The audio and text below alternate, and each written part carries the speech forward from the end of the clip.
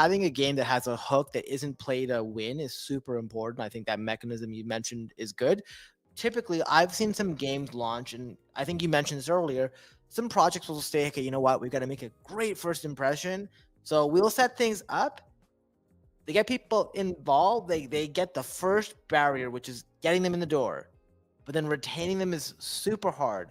How will you do that? Because will you have development and will you have extra like new card sets coming out? Will you have expansions? How do you see this going? Like, will there be different tournament series? How do you keep people who have already entered your ecosystem dynamically engaged? Yeah, no, I love it, bro. So, and this honestly, obviously, is one of the biggest hurdles that we have, but we feel like we're poised to really capitalize. And we've seen, again, I said it earlier, but we've seen what other protocols have done wrong, and we are excited to not do that moving forward. So, and again, to give some concrete examples, a lot of these NFT based games, they do these.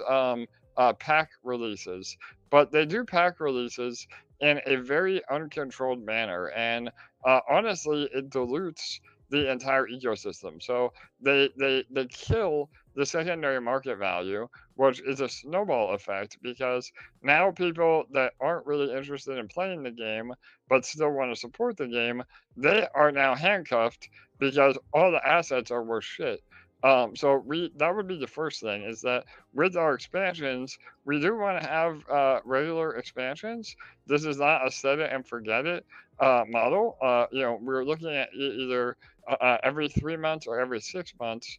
We'll be releasing new cards, but these packs will be very, very specific because we don't want to. Number one, we don't want to.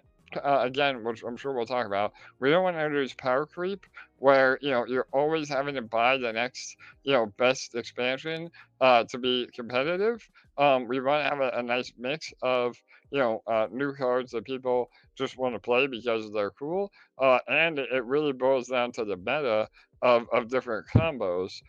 Where you may have to have an older card from a previous deck.